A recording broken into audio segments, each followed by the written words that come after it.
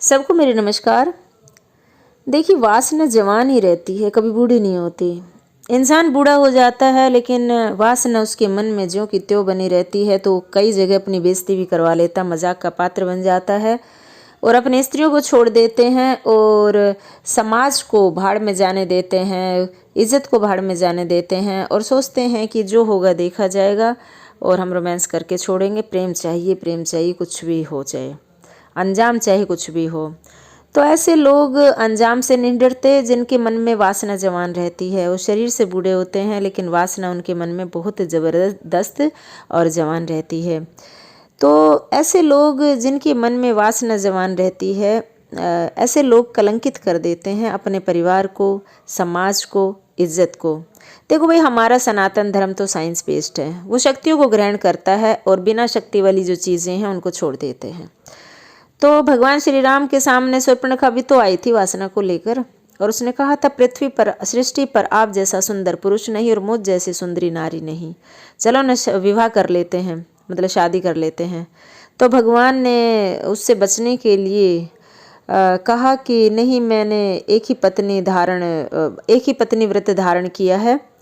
और भगवान श्री राम अवतार थे, त्रिलोकीनाथ थे और वो मतलब जानते थे, गुरुकुल में यही शिक्षाएं ग्रहण करके आए थे कि वासना का अंजाम क्या होता है। तो अगर भगवान इन्हीं कामों में लगे रहते तो कैसे धर्म की रक्षा कर पाते। सीता माता को ही 14-15 बच्चे पैदा कर लेते और लगे रहते, लेकिन प्रभु श्री राम को पता था ना कि इसका भयानक अंजाम भुगतना पड़ता है इंसानों को, और फिर अवतार नहीं बनते, आदर्श नहीं बनते।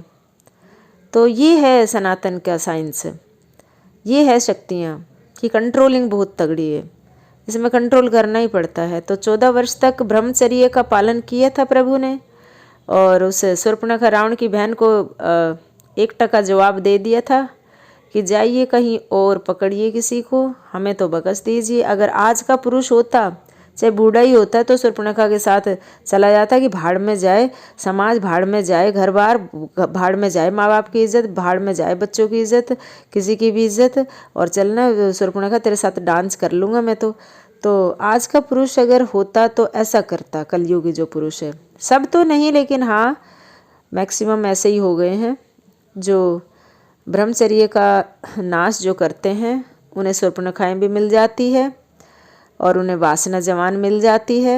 शरीर बूढ़ा होते हुए भी वो लड़कियों को लेके घूमते हैं, उनकी स्त्रियां रोती रहती हैं कि हमारी सुनते नहीं है, आत्मा का रिश्ता ख़त्म कर दिया।